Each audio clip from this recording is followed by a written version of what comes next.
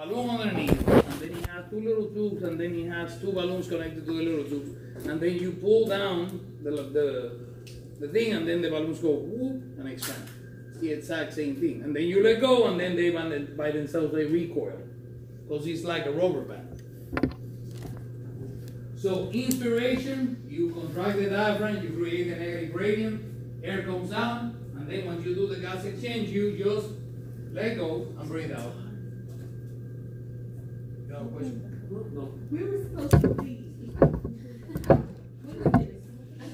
Leave where? We're supposed to go home. Traumatized. We were supposed to do the exam for this chapter next week, and we're not gonna do it. I'm gonna finish this chapter next week, and then we're taking an exam next week. We're doing a practical. What labeling? Now, labeling is gonna be the respiratory system and lymphatics. It's very easy. I just told you. Now the ventilation, it's inhale, exhale, in, out. In, you pull the muscle, you contract the diaphragm, you create the negative pressure. Out, you relax the diaphragm, and then recoil. Now, what is the number one muscle of the business of respiration? The diaphragm. Right now, you guys are not doing anything. The only muscle you're using is the diaphragm. Unless you had a respiratory disease that I don't know about.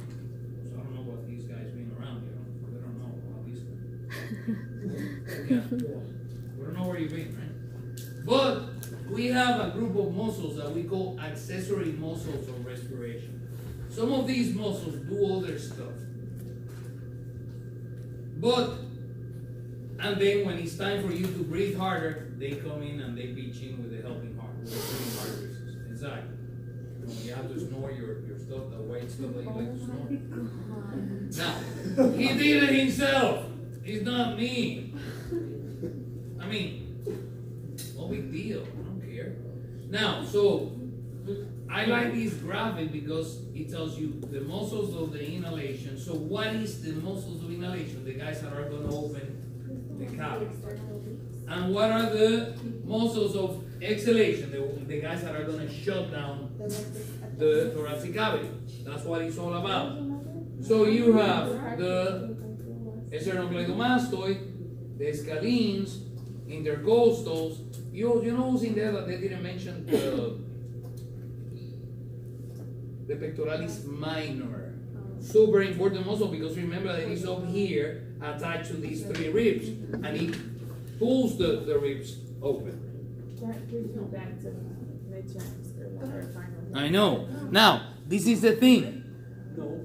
Right now, you're only using the diaphragm. But then if we go outside and we start running, imagine that, Alvarez. That'll be fun. Exactly. So imagine us running. That'll be fun. That's fine. We're going to start using the accessory muscles of respiration because now we have to force the in and force the out, both of them. You're going to see, and then on the other side, you have the intercostal, the internal intercostals, then you have the internal oblique and the rectus abdominis. That's the six-pack, right? That I have a one-pack. Remember that? It was on the exam. Now, you're going to see, you're working at Galisano Children's Hospital. And this lady decides to show up at 3 in the morning with the kid going, what was wrong with the kid? Asthma, exactly. So, what happens to this? Just let's talk about the muscles first. You're gonna see that this kid, he looks like he's been to the gym.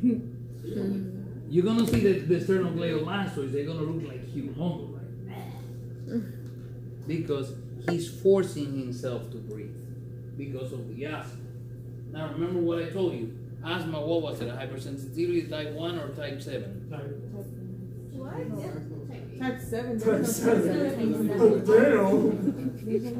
That's actually on one of my exams. I do that kind of stuff on my exams. I know you do. Of course. It's not all. Layer 5 of the immune system or something. It's not like that. always all the above. Yeah, I know.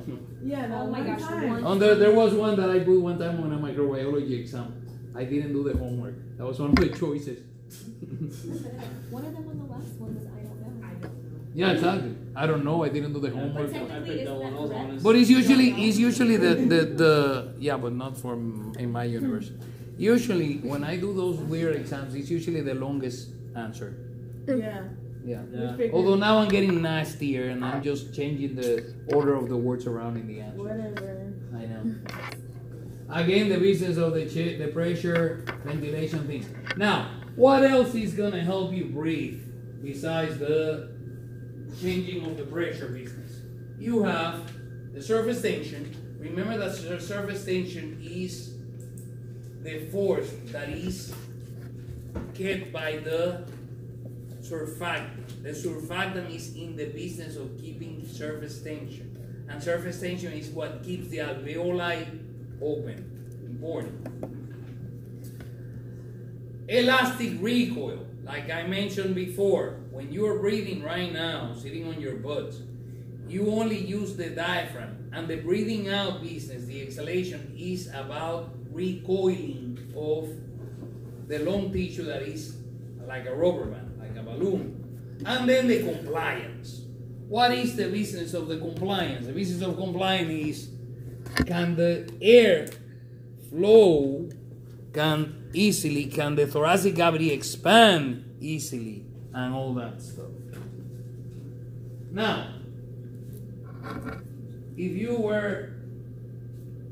had nothing better to do with your lives, it would be like me listening to NPR and reading NPR on the website. They have a really good, very informative website, and they had a series, really interesting series on black lung disease. We call black lung disease anthracosis. And turns out that there's a bunch of people with black lung disease up in the Appalachian Mountains, you know, where they have all the coal mines, Kentucky and West Virginia, all those areas where they have coal mines. A bunch of people dying of that stuff. No, they don't smoke. The black lung disease, where does that come from? Coal mine. They're coal miners. So that's why you have to ask the magic question: what kind of what you do? Work. Exactly. What kind of work you do? You have to ask that all the time, because that's the answer to all your troubles right there. What the fuck's wrong with this guy? Oh, sir, what do you do? Oh, I'm a male prostitute. That explains his gonorrhea and his syphilis and his AIDS and all that stuff. Right? And remember, you have to keep a straight face.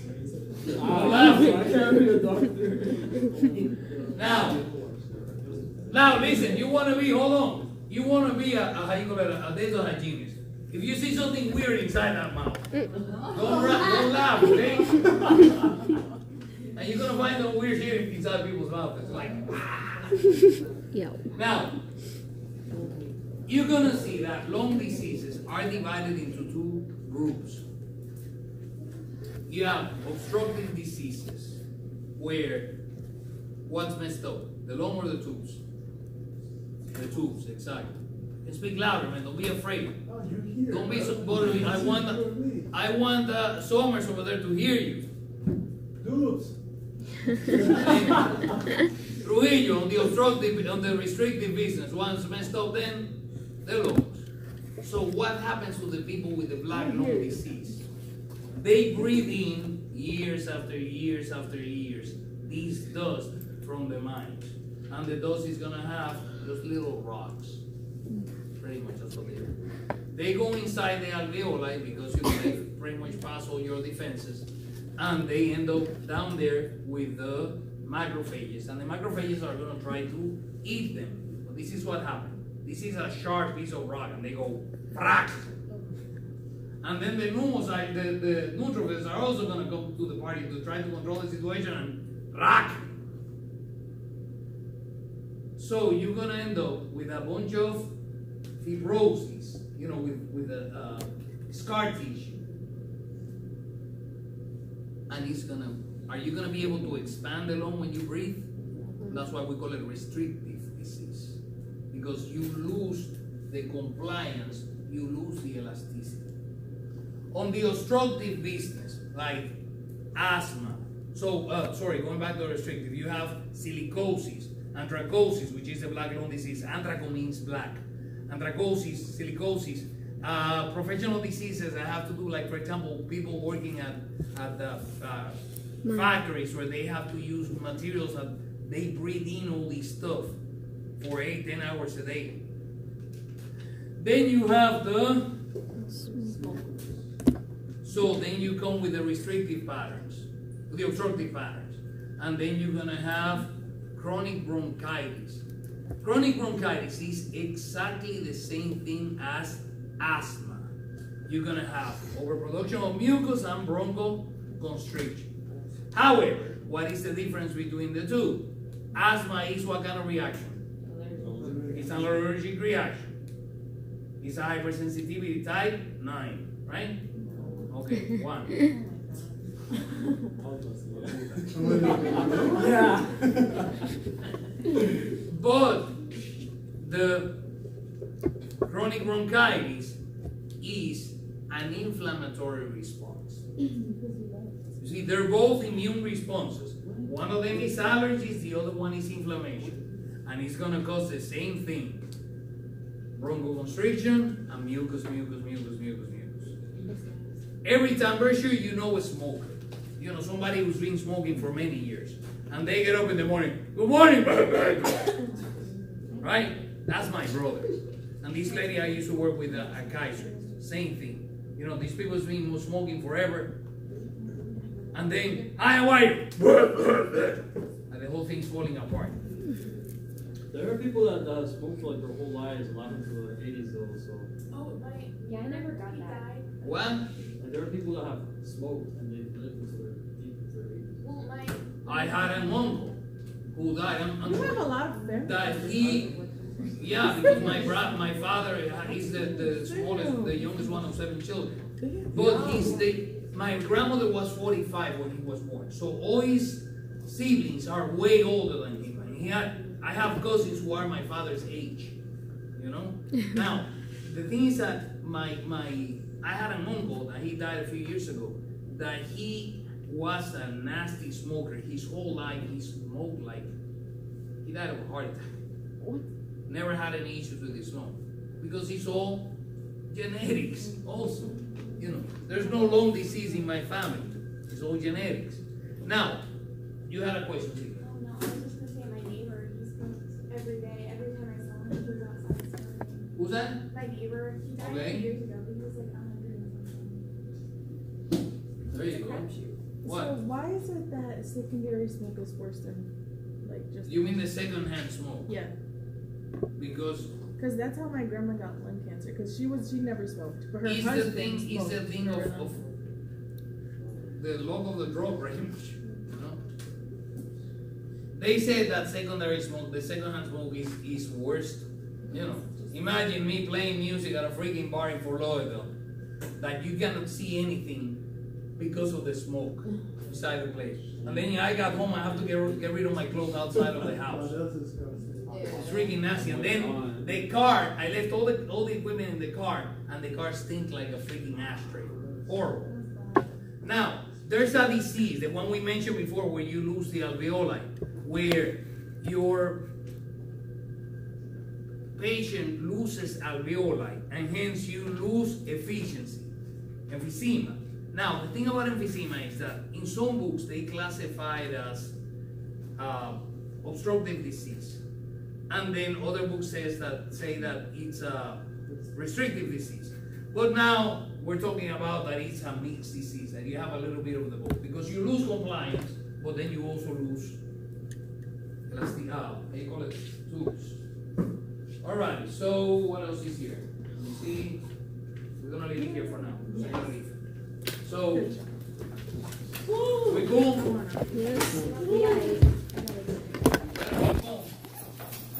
Cool, honey bunny?